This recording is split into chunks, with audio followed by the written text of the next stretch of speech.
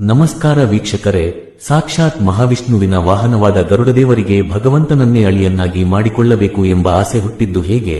ಭೂದೇವಿಯು ಭೂಲೋಕದಲ್ಲಿ ಸಾಧಾರಣ ಮಾನವ ಕನ್ಯೆಯಾಗಿ ಜನಿಸಿದ್ದು ಏಕೆ?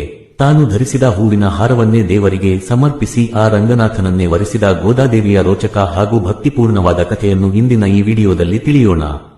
ಕಲಿಯುಗದಲ್ಲಿ ಭಗವಂತನಿಗಾಗಿ ತುಳಸಿ ವನದಲ್ಲಿ ಅವತರಿಸಿದ ಗೋದಾದೇವಿ ಮತ್ತು ವಿಷ್ಣು ಚಿತ್ತರ ಈ ಪರಮ ಪವಿತ್ರವಾದ ಕಥೆಯನ್ನು ಕೇಳಿದರೆ ವಿವಾಹ ಯೋಗ, ಸಂತಾನ ಪ್ರಾಪ್ತಿ ಹಾಗೂ ಸ್ವಂತ ಭೂಮಿ ಅಥವಾ ಮನೆಯನ್ನು ಖರೀದಿ ಮಾಡುವ ಯೋಗ ಲಭಿಸುತ್ತದೆ ಎಂದು ಹೇಳಲಾಗುತ್ತದೆ.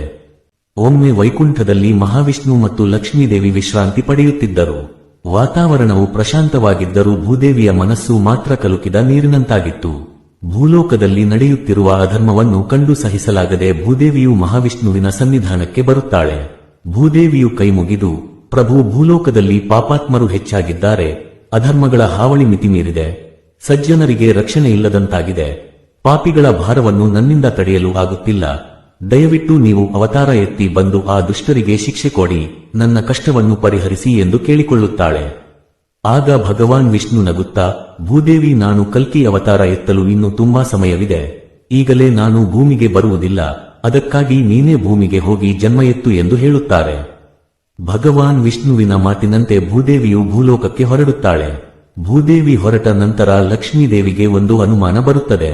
ಅವಳು ವಿಷ್ಣುವನ್ನು ಕುರಿತು, ಪ್ರಭು, ನೀವು ನಿಮ್ಮ ಭಕ್ತರು ಕೇಳಿದ ಕೂಡಲೇ ವರಗಳನ್ನು ಕೊಡುತ್ತೀರಿ, ಆದರೆ ನಮ್ಮ ಗರುಡನನ್ನು ನೋಡಿ ಎಷ್ಟೋ ವರ್ಷಗಳಿಂದ ನಿಮ್ಮ ವಾಹನವಾಗಿ ಸೇವೆ ಮಾಡುತ್ತಿದ್ದಾನೆ, ನೀವು ಎಲ್ಲಿಗೆ ಹೋದರೂ ನಿಮ್ಮನ್ನು ಹೊತ್ತುಕೊಂಡು ಹೋಗುತ್ತಾನೆ, ಅಂತಹ ನಂಬಿಕಸ್ಥನಾದ ಗರುಡನಿಗೆ ನೀವೇಕೆ ಇಲ್ಲಿಯವರೆಗೂ ಒಂದು ವರವನ್ನು ಕೊಟ್ಟಿಲ್ಲ ಎಂದು ಕೇಳುತ್ತಾಳೆ.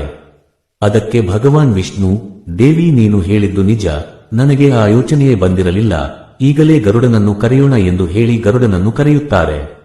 ಭಗವಾನ್ ವಿಷ್ಣು ಕರೆದ ತಕ್ಷಣ ಗರುಡದೇವನು ಓಡಿ ಬಂದು ಕೈಮುಗಿದು ನಿಲ್ಲುತ್ತಾನೆ. ಗರುಡ, ಇಷ್ಟು ದಿನ ನೀನು ಮಾಡಿದ ಸೇವೆಗೆ ನಿನಗೊಂದು ವರ ಕೊಡಲು ಕರೆದಿದ್ದೇನೆ, ನಿನಗೆ ಏನು ಬೇಕೋ ಕೇಳಿಕೋ ಎಂದು ವಿಷ್ಣು ಹೇಳುತ್ತಾರೆ. ಆಗ ಗರುಡದೇವನು ತುಂಬಾ ವಿನಯದಿಂದ, ಸ್ವಾಮಿ, ನನಗೆ ಯಾವ ವರವೂ ಬೇಡ, ಋಷಿಮುನಿಗಳು ನಿಮ್ಮನ್ನು ನೋಡಲು ತಪಸ್ಸು ಮಾಡುತ್ತಾರೆ, ಆದರೆ ನಾನು ಸದಾ ನಿಮ್ಮ ಜೊತೆಯಲ್ಲಿ ಇರುತ್ತೇನೆ, ಇದಕ್ಕಿಂತ ದೊಡ್ಡ ಭಾಗ್ಯ ನನಗೆ ಬೇರೆ ಇಲ್ಲ ಪ್ರಭು ಎಂದು ಹೇಳುತ್ತಾನೆ. ಅದಕ್ಕೆ ಭಗವಾನ್ ವಿಷ್ಣುವು, ಗರುಡ, ನಿನ್ನ ಮನಸ್ಸಿನಲ್ಲಿ ಯಾವುದಾದರೂ ಒಂದು ಆಸೆ ಇದ್ದೇ ಇರುತ್ತದೆ, ಸಂಕೋಚ ಮಾಡದೆ ಕೇಳು, ನಾನು ಅದನ್ನು ಈಡೇರಿಸುತ್ತೇನೆ ಎನ್ನುತ್ತಾರೆ. ಆಗ ಗರುಡನು ತನ್ನ ಮನಸ್ಸಿನ ಆಸೆಯನ್ನು ಹೇಳಿಕೊಂಡನು. ಪ್ರಭು, ನನಗೆ ಒಂದೇ ಒಂದು ಆಸೆ ಇದೆ, ಮುಂದಿನ ಜನ್ಮದಲ್ಲಾದರೂ ನಾನು ನಿಮ್ಮನ್ನು ದಬಾಯಿಸುವ ಅಧಿಕಾರ ಪಡೆಯಬೇಕು, ಅಂದರೆ ನೀವು ನನ್ನನ್ನು ಮಾವ ಎಂದು ಕರೆಯಬೇಕು, ನನ್ನ ಮಗಳನ್ನು ನಿಮಗೆ ಕೊಟ್ಟು ಮದುವೆ ಮಾಡಬೇಕು, ನನ್ನ ಮಗಳು ನಿಮ್ಮಲ್ಲಿ ಒಂದಾಗಬೇಕು ಎಂದು ಕೇಳಿಕೊಳ್ಳುತ್ತಾನೆ. ಆಗ ಮಹಾವಿಷ್ಣುವು ತಥಾಸ್ತು ಎನ್ನುತ್ತಾರೆ. ಈ ರೀತಿ ವರ ಪಡೆದ ಗರುಡದೇವನು ಭೂಲೋಕದಲ್ಲಿ ವಿಷ್ಣು ಚಿತ್ತ ಎಂಬ ಹೆಸರಿನಲ್ಲಿ ಒಂದು ವೈಷ್ಣವ ಕುಟುಂಬದಲ್ಲಿ ಜನಿಸುತ್ತಾನೆ. ಈ ವಿಷ್ಣು ಚಿತ್ತನ ಕೆಲಸವೇನೆಂದರೆ ದೇವರಿಗೆ ಹೂವಿನ ಅಲಂಕಾರ ಮಾಡುವುದು. ಅವನು ರಂಗನಾಥ ಸ್ವಾಮಿಯ ದೇವಸ್ಥಾನದಲ್ಲಿ ಸೇವೆ ಮಾಡುತ್ತಿದ್ದನು. ಅವನು ದೇವರ ವಿಗ್ರಹವನ್ನು ಎಷ್ಟು ಸುಂದರವಾಗಿ ಅಲಂಕಾರ ಮಾಡುತ್ತಿದ್ದನೆಂದರೆ ಸಾಕ್ಷಾತ್ ದೇವರೇ ಭೂಮಿಗೆ ಇಳಿದು ಬಂದಿದ್ದಾರೆ ಎನ್ನುವಷ್ಟು ಅದ್ಭುತವಾಗಿರುತ್ತಿತ್ತು.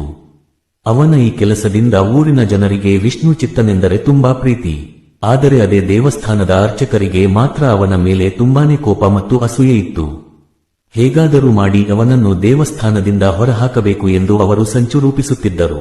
ಇದೇ ಸಮಯದಲ್ಲಿ ಮಹಾವಿಷ್ಣುವು ಭೂದೇವಿಯ ಬಳಿ, ದೇವಿ, ನೀನು ಭೂಮಿಯಲ್ಲಿ ಅವತರಿಸುವ ಸಮಯ ಬಂದಿದೆ ಎಂದು ಹೇಳುತ್ತಾರೆ.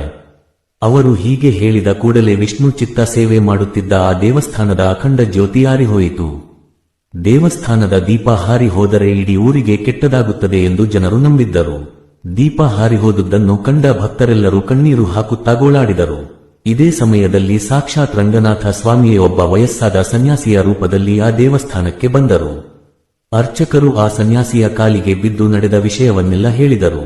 ಆಗ ಆ ಸನ್ಯಾಸಿಯು ಗಂಭೀರವಾದ ಧ್ವನಿಯಲ್ಲಿ, ನಿಮ್ಮ ದೇವಸ್ಥಾನದಲ್ಲಿ ಯಾವುದೋ ಒಂದು ದೊಡ್ಡ ಅಪರಾಧ ನಡೆದಿದೆ, ಈ ಅಪರಾಧಕ್ಕೆಲ್ಲ ಕಾರಣ ಒಬ್ಬ ವ್ಯಕ್ತಿ, ಅವನೇ ವಿಷ್ಣು ಚಿತ್ತ ಎಂದು ಹೇಳುತ್ತಾರೆ. ಅರ್ಚಕರು ಕೂಡಲೇ ವಿಷ್ಣು ಚಿತ್ತನನ್ನು ಎಳೆದುಕೊಂಡು ಬಂದು ಆ ಸನ್ಯಾಸಿಯ ಮುಂದೆ ನಿಲ್ಲಿಸಿದರು. ಆಗ ಆ ಸನ್ಯಾಸಿಯು, ನೀನೊಬ್ಬ ಬ್ರಹ್ಮಚಾರಿ, ಶಾಸ್ತ್ರದ ಪ್ರಕಾರ ಬ್ರಹ್ಮಚಾರಿಯು ದೇವರನ್ನು ಅಲಂಕರಿಸಲು ಯೋಗ್ಯನಲ್ಲ, ನೀನು ಇನ್ನು ಮುಂದೆ ದೇವರಿಗೆ ಅಲಂಕಾರ ಸೇವೆ ಮಾಡಬೇಕೆಂದರೆ ಮೊದಲು ವಿವಾಹ ಮಾಡಿಕೊಳ್ಳಬೇಕು ಎಂದು ಹೇಳುತ್ತಾರೆ.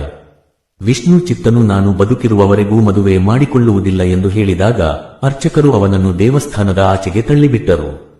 ವಿಷ್ಣು ಚಿತ್ತನು ದುಃಖದಿಂದ ತನ್ನ ತೋಟಕ್ಕೆ ಹೋಗುತ್ತಾನೆ. ಅಲ್ಲಿ ಕುಳಿತು ಅವನು ಅಳುತ್ತಿರುವಾಗ ಹಠಾತ್ತನೆ ಒಂದು ಮಗು ಅಳುವ ಶಬ್ದ ಕೇಳಿಸಿತು. ಅಲ್ಲಿ ಒಂದು ತುಳಸಿ ಗಿಡದ ಕೆಳಗೆ ಹೂವಿನ ರಾಶಿಯ ಮೇಲೆ ಒಂದು ಹೆಣ್ಣು ಮಗು ಮಲಗಿತ್ತು. ವಿಷ್ಣು ಚಿತ್ತನು ಆ ಮಗುವನ್ನು ಅನಾಥೆಯಾಗಲು ಬಿಡುವುದಿಲ್ಲ ಎಂದು ನಿರ್ಧರಿಸಿ ಅದಕ್ಕೆ ಗೋದಾದೇವಿ ಎಂದು ಹೆಸರಿಟ್ಟನು. ಅವನು ಹೆಸರಿಟ್ಟ ಮರುಕ್ಷಣವೇ ದೇವಸ್ಥಾನದಲ್ಲಿ ಆರಿ ಹೋಗಿದ್ದ ಅಖಂಡ ಜ್ಯೋತಿ ಮತ್ತೆ ಬೆಳಗಿತು. ಹೀಗೆ ಗೋದಾದೇವಿ ವಿಷ್ಣು ಚಿತ್ತನ ಮಗಳಾಗಿ ಬೆಳೆಯತೊಡಗಿದಳು. ಮಗಳ ಕೃಷ್ಣ ಭಕ್ತಿಯನ್ನು ಅರ್ಥ ಮಾಡಿಕೊಂಡ ವಿಷ್ಣು ಚಿತ್ತ ಅವಳಿಗೆ ಶ್ರೀಕೃಷ್ಣನ ಕಥೆ ಮತ್ತು ಹಾಡುಗಳನ್ನು ಹೇಳುತ್ತಲೇ ಬೆಳೆಸಿದನು. ಮುಂದೆ ಗೋದಾದೇವಿ ಬಾಲಕಿಯಾದಾಗ ಒಂದು ದಿನ ಅವಳ ಎದುರು ಒಂದು ದೊಡ್ಡ ಹಾವು ಕಾಣಿಸಿಕೊಂಡಿತು. ಗೋದಾದೇವಿ ಕಣ್ಣು ಮುಚ್ಚಿಕೊಂಡು ಶ್ರೀಕೃಷ್ಣನನ್ನು ಪ್ರಾರ್ಥಿಸಲು ಶುರು ಮಾಡಿದಳು. ತಕ್ಷಣವೇ ಅಲ್ಲಿ ಸುಂದರ ಬಾಲಕನ ರೂಪದಲ್ಲಿ ಶ್ರೀಕೃಷ್ಣ ಪರಮಾತ್ಮನು ಪ್ರತ್ಯಕ್ಷನಾಗಿ ಅವಳನ್ನು ಕಾಪಾಡಿದನು. ಅಂದಿನಿಂದ ಕೃಷ್ಣನು ಅವಳ ಪ್ರಾಣ ಸ್ನೇಹಿತನಾದನು. ಅವರಿಬ್ಬರು ಪ್ರತಿದಿನ ಆಟವಾಡುತ್ತಿದ್ದರು. ಒಮ್ಮೆ ಕೃಷ್ಣನು ಬೆಣ್ಣೆ ಕೇಳಿದಾಗ ಗೋದಾದೇವಿ ಅವನ ಬೆನ್ನಿನ ಮೇಲೆ ಹತ್ತಿ ಎತ್ತರದಲ್ಲಿದ್ದ ಬೆಣ್ಣೆಯ ಮಡಿಕೆಯನ್ನು ಕೆಳಗಿಳಿಸಿದಳು. ಗೋದಾದೇವಿ ಬೆಳೆಯುತ್ತಿದ್ದಂತೆ ಕೃಷ್ಣನ ಮೇಲಿನ ಅವಳ ಭಕ್ತಿ ಪ್ರೇಮವಾಗಿ ಬದಲಾಯಿತು. ಅವಳು ಪ್ರತಿದಿನ ಸುಂದರವಾಗಿ ಅಲಂಕಾರ ಮಾಡಿಕೊಂಡು ಶ್ರೀಕೃಷ್ಣನಿಗಾಗಿ ಕಾಯುತ್ತಿದ್ದಳು. ಒಂದು ದಿನ ಶ್ರೀಕೃಷ್ಣನು ಅವಳ ಮುಂದೆ ಪ್ರತ್ಯಕ್ಷನಾಗಿ, ಗೋದಾದೇವಿ, ನಿನ್ನ ತಂದೆಯನ್ನು ಒಪ್ಪಿಸಿ ಶೀಘ್ರದಲ್ಲೇ ನಿನ್ನನ್ನು ನನ್ನೊಳಗೆ ಐಕ್ಯವಾಗಿಸಿಕೊಳ್ಳುತ್ತೇನೆ. ಅಲ್ಲಿಯವರೆಗೂ ನೀನು ಸಿದ್ಧಪಡಿಸುವ ಹೂಮಾಲೆಯನ್ನು ಮೊದಲು ನೀನು ಧರಿಸಿ ನಂತರ ನನಗೆ ಅರ್ಪಿಸು. ನೀನು ತೊಟ್ಟು ತೆಗೆದ ಮಾಲೆ ಎಂದರೆ ನನಗೆ ಬಹಳ ಇಷ್ಟ ಎಂದು ಹೇಳಿ ಮಾಯವಾದನು. ಅಂದಿನಿಂದ ಗೋದಾದೇವಿಯು ಹೂಮಾಲೆಯನ್ನು ಸಿದ್ಧಪಡಿಸಿ ಮೊದಲು ಅದನ್ನು ತನ್ನ ಕೊರಳಿಗೆ ಹಾಕಿಕೊಂಡು ನೋಡಿ ನಂತರ ಯಾರಿಗೂ ತಿಳಿಯದಂತೆ ಅದನ್ನು ಶ್ರೀಕೃಷ್ಣನಿಗೆ ಅರ್ಪಿಸಲು ಕಳುಹಿಸುತ್ತಿದ್ದಳು.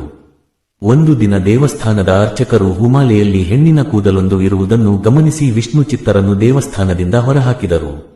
ವಿಷ್ಣು ಚಿತ್ತರು ಮನೆಗೆ ಬಂದು ಮಗಳನ್ನು ಕೇಳಿದಾಗ ಗೋದಾದೇವಿಯು ನಡೆದಿದ್ದನ್ನೆಲ್ಲ ವಿವರಿಸಿದಳು. ಅವರಿಬ್ಬರ ನಡುವೆ ಚರ್ಚೆ ನಡೆಯುತ್ತಿರುವಾಗಲೇ ಸಾಕ್ಷಾತ್ ಶ್ರೀರಂಗನಾಥನು ಅಲ್ಲಿಗೆ ಪ್ರತ್ಯಕ್ಷನಾಗಿ, ಎದರಬೇಡ ಮಾವ, ನಿನ್ನ ಮಗಳು ಹೇಳುತ್ತಿರುವುದು ಸತ್ಯ, ನಾನೇ ಅವಳನ್ನು ಮದುವೆಯಾಗುತ್ತೇನೆ ಎಂದು ಹೇಳಿದನು. ಇತ್ತ ದೇವಾಲಯದಲ್ಲಿ ರಂಗನಾಥ ಸ್ವಾಮಿಯ ವಿಗ್ರಹವು ಬೆಂಕಿಯಂತೆ ಉರಿಯತೊಡಗಿತು.